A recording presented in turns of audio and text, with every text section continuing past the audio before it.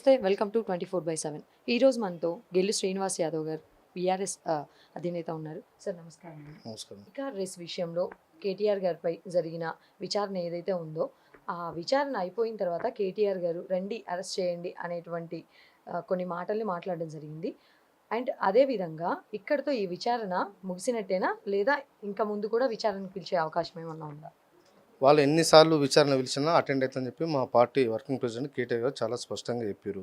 ఇవాళ కాంగ్రెస్ పార్టీ ఈ కాంగ్రెస్ విషయంలో ఎలాంటి ఆధారాలు లేకున్నా ఇవాళ కావాలని చెప్పి వ్యక్తిగతంగా బదనం చేయడానికి, బీఆర్ఎస్ పార్టీని బదనం చేయడానికి ఇవాళ వాళ్ళు శతవిధాల ప్రయత్నం చేస్తున్నారు. ఎందుకు చేస్తున్నారు?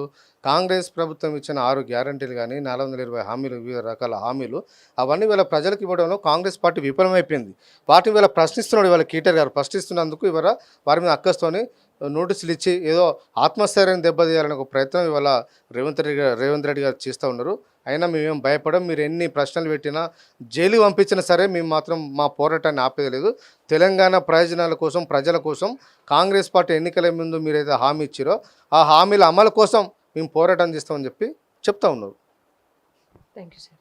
ఇకార్ రేస్ విషయంలో కేటీఆర్ గారిపై జరిగిన విచారణ ఏదైతే ఉందో ఆ విచారణ అయిపోయిన తర్వాత కేటీఆర్ గారు రండి అరెస్ట్ చేయండి అనేటువంటి కొన్ని మాటల్ని మాట్లాడడం జరిగింది.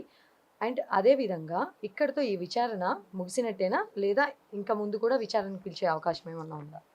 వాళ్ళు ఎన్నిసార్లు విచారణ పిలిచినా అటెండ్ అవుతుందని చెప్పి మా పార్టీ వర్కింగ్ ప్రెసిడెంట్ కేటీఆర్ గారు చాలా స్పష్టంగా చెప్పారు. ఇవాళ కాంగ్రెస్ పార్టీ ఈ కాంగ్రెస్ విషయంలో ఎలాంటి ఆధారాలు లేకున్నా ఇవాళ కావాలని చెప్పి వ్యక్తిగతంగా బదనం చేయడానికి, బీఆర్ఎస్ పార్టీని బదనం చేయడానికి ఇవాళ వాళ్ళు శతవిధాల ప్రయత్నం చేస్తున్నారు. ఎందుకు చేస్తున్నారు?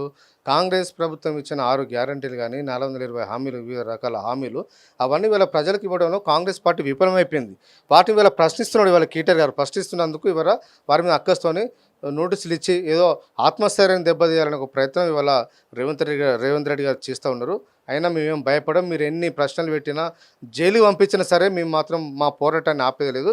తెలంగాణ ప్రయోజనాల కోసం, ప్రజల కోసం కాంగ్రెస్ పార్టీ ఎన్నికల ముందు మీరైతే హామీ ఇచ్చారో ఆ హామీల అమలు కోసం మేము పోరాటం చేస్తామని చెప్పి చెప్తా ఉన్నారు. Thank you sir.